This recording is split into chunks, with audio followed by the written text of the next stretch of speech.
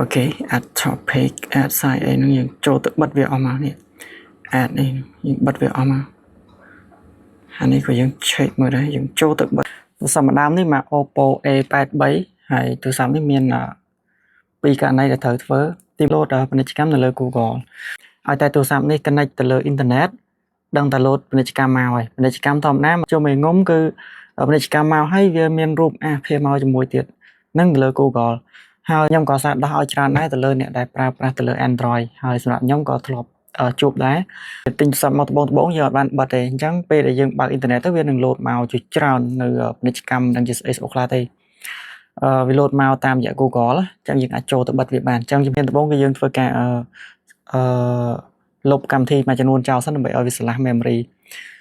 ហើយបន្ទាប់មកយើងចូលទៅបិទពាណិជ្ជកម្ម Google ហើយនឹងតែយើងចូលទៅធ្វើការដោះស្រាយទាំងអស់គ្នា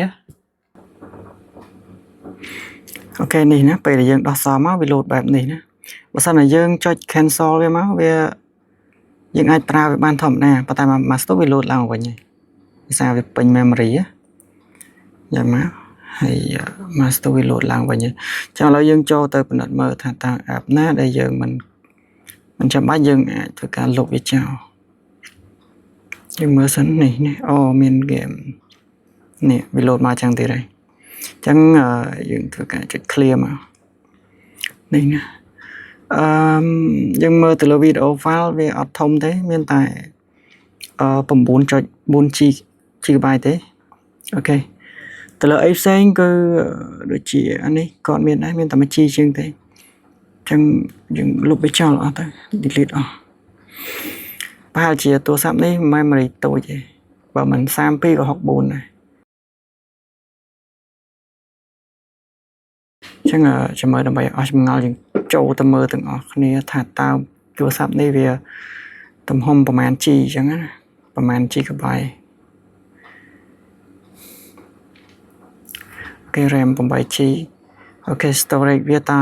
32G ទេចឹងមិនចាប់ពេញចឹងយើងធ្វើការលុបកម្មវិធីមួយចំនួនដូចជា Meet អីគាត់អត់ចេះប្រើទេចឹងកុំទុកវានាំតែជំងឺធំទេហើយ Gmail អូខេហ្នឹងអាចត្រូវការចឹងយើងលុបនេះហ្គេមនេះលុបចោលទៅទុកទៅអីនាំទៅជាង ធំកាមេរ៉ាអូខេអត់ទេទុកឲ្យគាត់មុនលុបយើងសួរគាត់ zoom អីហ្នឹងក៏គាត់អត់នេះដែរប៉ុន្តែទុកឲ្យគាត់ទៅ face view លុបចោលអត់ទុកឯហ្នឹង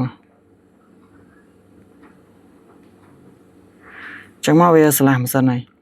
ហើយទៅលើរូបភាពឬក៏វីដេអូអីខ្ញុំអត់ប៉ះពាល់ទេដោយសារវាជាឯកជនភាពរបស់ម្ចាស់គេអញ្ចឹងណាយើងនិយាយខ្លីគឺវាអញ្ចឹងវាគឺជាឯកជនភាពរបស់គេអញ្ចឹងយើង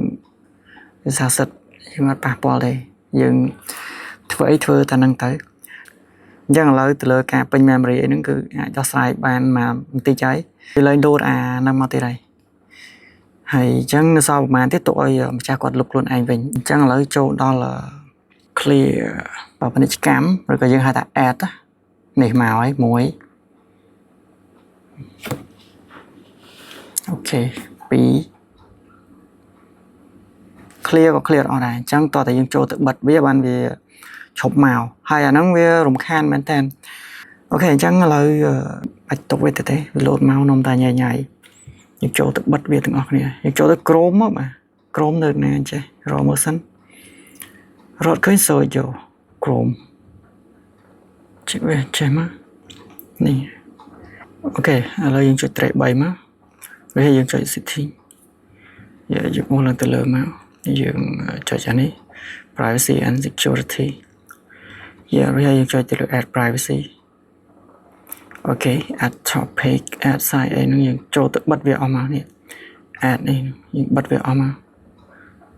អានេះក៏យើង check មើលដែរយើងចូលទៅបិទយើងត្រូវទៅបិទបាទអីចុចតែជា block